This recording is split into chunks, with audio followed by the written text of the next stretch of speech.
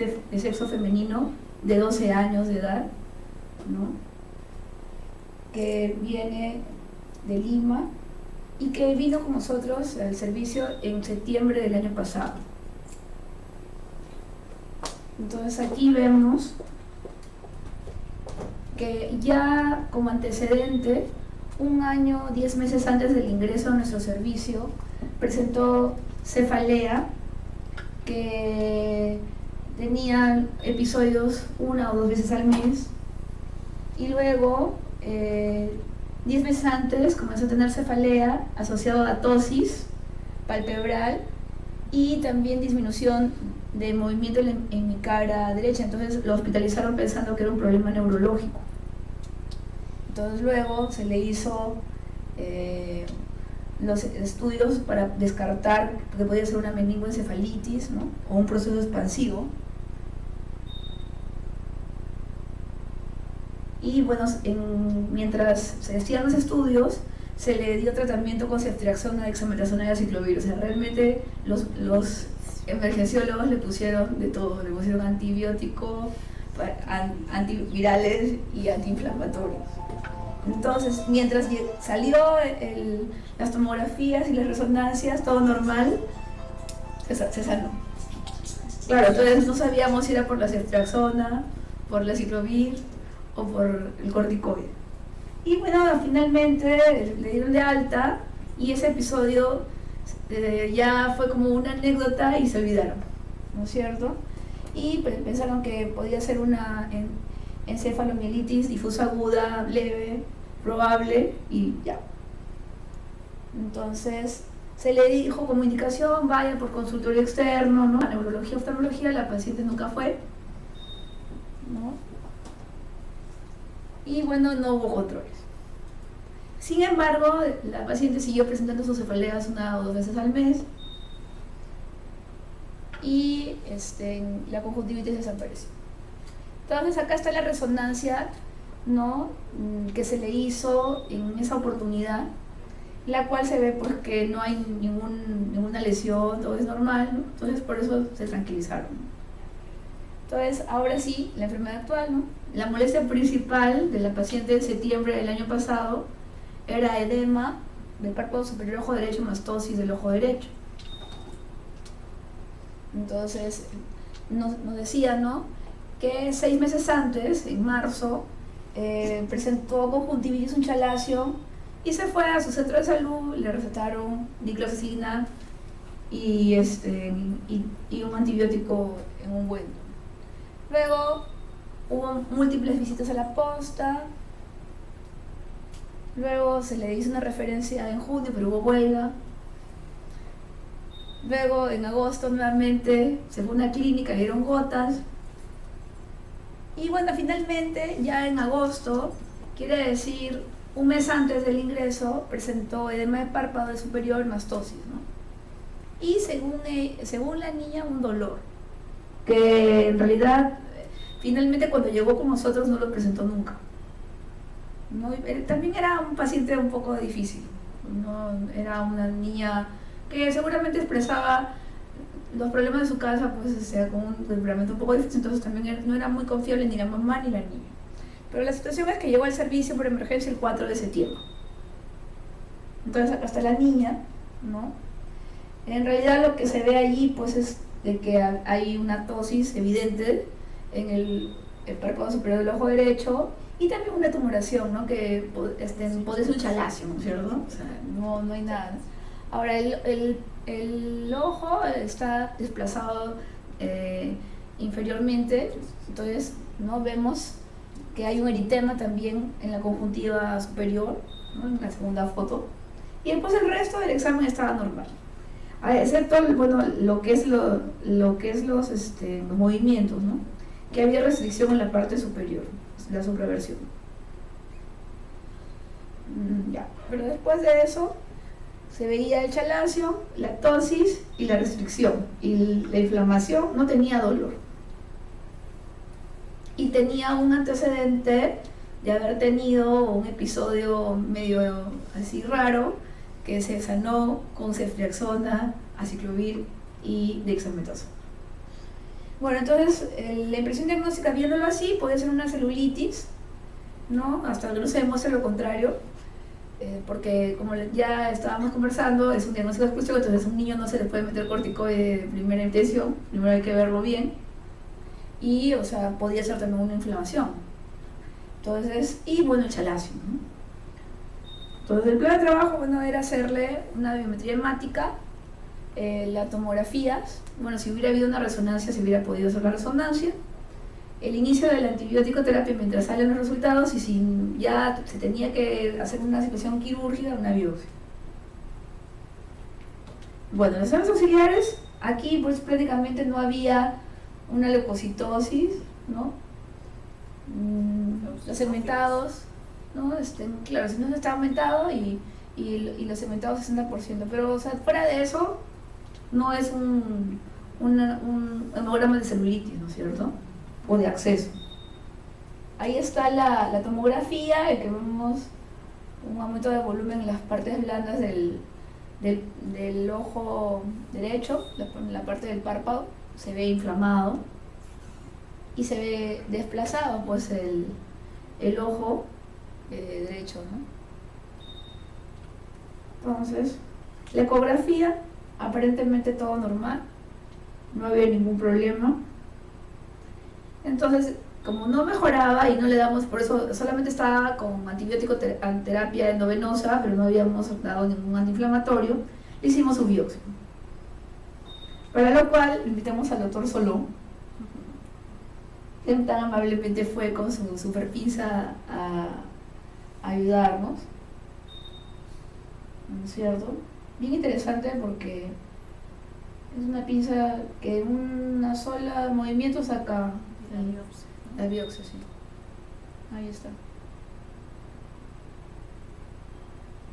Y entonces esa fue por vía conjuntival y esas muestras las mandamos a patología y, como podrán ver, hay una gran celularidad de células inflamatorias acompañado de necrosis grasa, ¿no?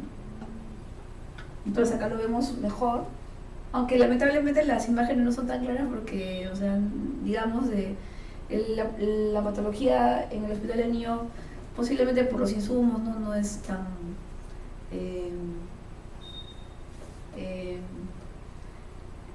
del libro, ¿no? Como quisiéramos, ¿no? Pero por lo menos pues se trató y se hizo pues el diagnóstico, ¿no? Entonces ahí vemos las células, vemos la necrosis, ¿no? En la lámina con la tinción tricrómica de Mason, y hay una lámina que se hizo para IgG4 que salió positivo, ¿no? Esas coloraciones marroncitas nos da la sospecha de que ahí había positividad a la inmunoglobulina G4. Entonces ya al haber avanzado estas técnicas inmunohistoquímicas, se llega a la conclusión que ya no es una enfermedad inflamatoria inespecífica orbitaria, porque ya tiene una especificidad, ya tiene un nombre. Por eso es que al comienzo les decía, ¿no?, que ese tipo de enfermedades antes había mayor frecuencia, pero no es que haya disminuido, sino que ya sabemos los diferentes nombres que antes no sabíamos. Y conforme vaya avanzando la ciencia en la parte de lo que es los exámenes de diagnóstico de inmunohistoquímica, va a seguir siendo tal vez menor la frecuencia, pero no por eso va a dejar de ser importante tenerlo en cuenta este diagnóstico. Entonces, ¿no? En la inmunohistoquímica IgG4 positivo y más de 30 células plasmáticas por campo de gran aumento, ¿no? Entonces, vemos la evolución, ya se le dio a corticoide una vez que supimos que no era algo neoplásico ni algo, entonces se le dio corticoide y ya comenzó a mejorar. Ya tiene mejor movilidad, ya no está el ojo inflamado y bueno, mejoró sí. En realidad nos hubiera gustado que mejore más, pero de verdad que la familia no era muy colaboradora, ¿no? Finalmente se fue mucho mejor que lo que entró, pero o sea, era para que se le siga haciendo tratamiento. Inclusive, como ya estábamos viendo que era una IG4, queríamos hacer más exámenes mandarle a hacer plasma IG4, ver si es que había dentro de las enfermedades que están relacionadas con esta enfermedad, pero lamentablemente pues si no hay colaboración de la paciente no se puede, ¿no? Y se le llamó, era difícil, pero bueno, ojalá Dios quiera que aparezca y les tomaré una foto y ya en próximas sesiones le contaré a mi paciente. Entonces está mejor, ya tiene mejor, o sea, si antes tenía -4 de restricción, en la superversión ahora tiene -2, o sea, cuando se fue, y la señora estaba contenta, o sea, y la hijita también. Quería irse al quinceañero de su hermana, se quería ir de alta. No, entonces sí está mejor, pero claro, no es lo que uno quisiera después de un mes. Y bueno, la enfermedad relacionada con la inmunoglobulina G4 es una enfermedad inflamatoria crónica justamente caracterizada por los niveles séricos elevados de este tipo de inmunoglobulina y una infiltración marcada de plasmocitos que también son positivos a esta inmunoglobulina y fibrosis en una variedad de órganos. Entonces hay que recordar que hay diferentes tipos de inmunoglobulina, de las cuales la 4 son el menor porcentaje de los inmunoglobulinas G, ¿no? Y justamente hay aumento de inmunoglobulina G4 en enfermedades parasitarias, en dermatitis atópica y en pélvico, ¿no? Entonces, por ejemplo, generalmente no es en niños, eso es una entidad rara. Se ve más en personas mayores, entre la sexta y séptima década de vida. Y hay una mayor afectación en hombres, y esta es una niña. En Japón se ha hecho un dato epidemiológico de una incidencia de 0.28 a 1.08 casos por 100.000 habitantes. Pero acá, por ejemplo, puede haber más, sino que, o sea, no se le busca. Yo he tenido otro paciente con esta IgG4, o sea, ya son 2 que tenemos, ¿no es cierto? Justo llegaron casi al mismo tiempo. Entonces, y con diagnóstico con biopsia, ¿no? Porque sí, es la única manera de decir, ¿no? Tiene, ¿no?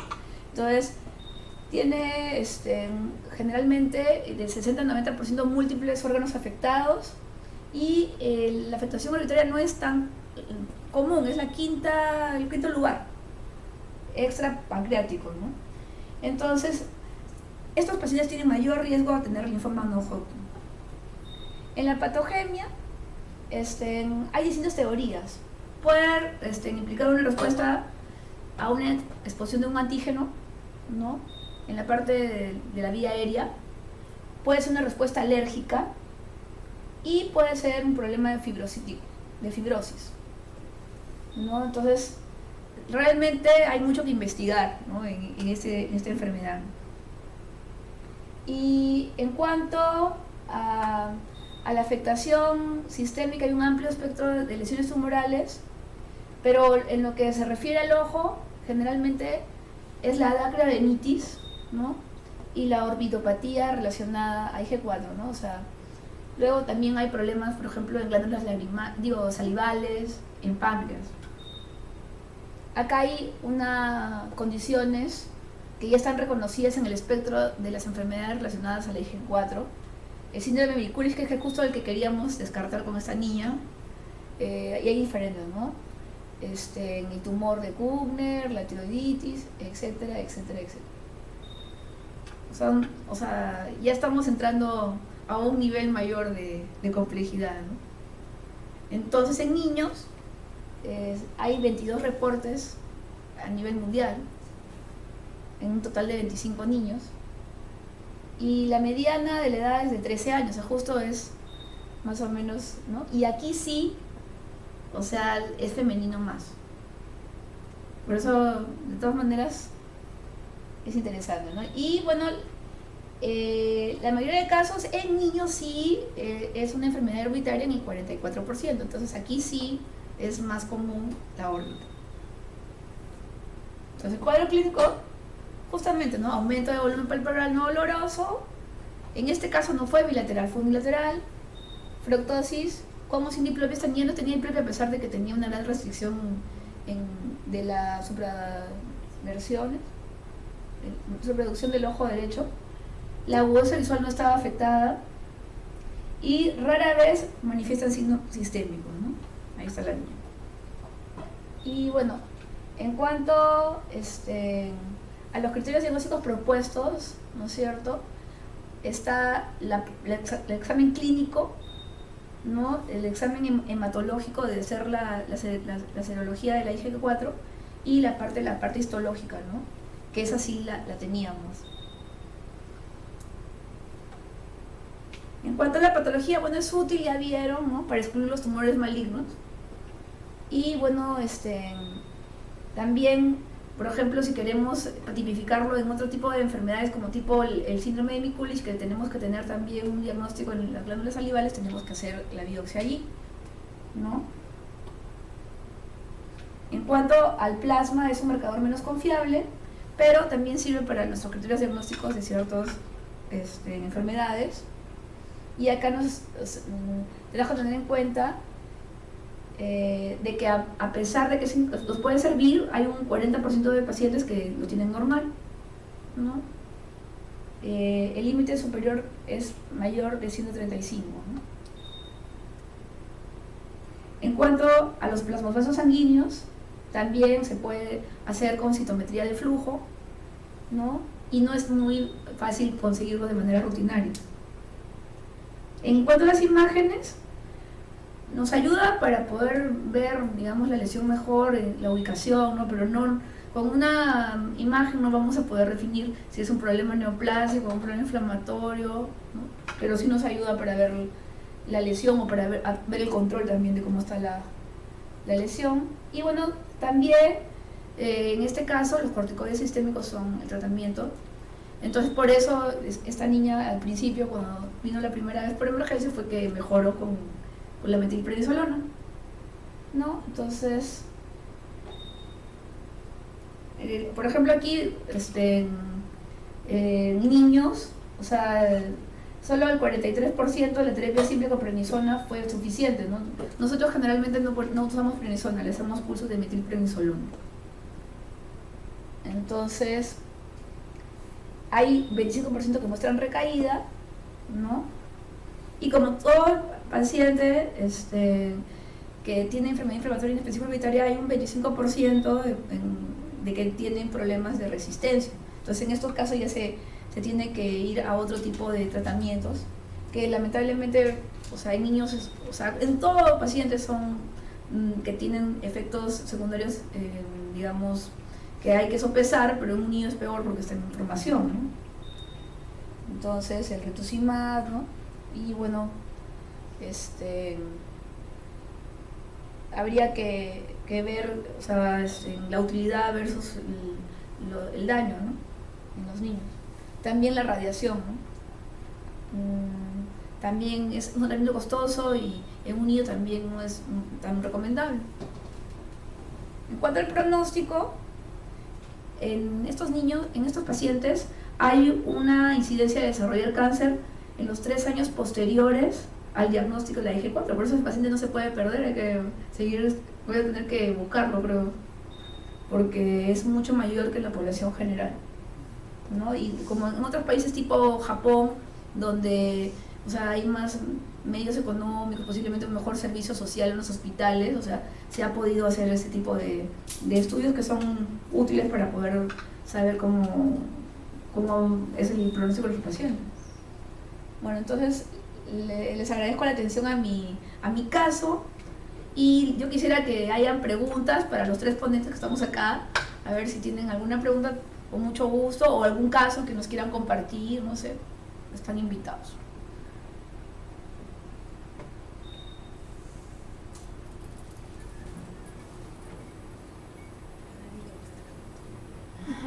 Bueno, ha estado muy interesante lo que pasó. ¿Han visto alguna vez una enfermedad inflamatoria inespecífica orbitaria?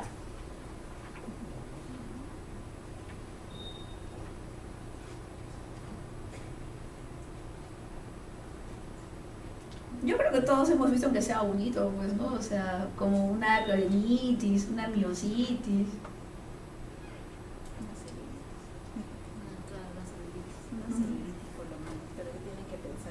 Claro, pero o sea, siempre tienen que pensar en estos diagnósticos raros que sí existen, porque si no, no habrían, ¿no? Imagínense, 2 pacientes en 2 meses en el hospital, le dije 4. Que a veces uno lo ve, pero no sabe que existe. Exacto. No lo diagnostica, no lo refiere. Importante el conocer. El examen y el imagen.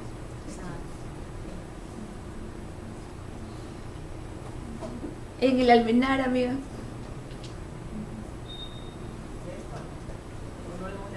Claro, porque el problema es que para tener un gran índice de sospecha, hacer la biopsia, es difícil. A veces solamente con la corticoide mejora, entonces ya uno pierde, ¿no?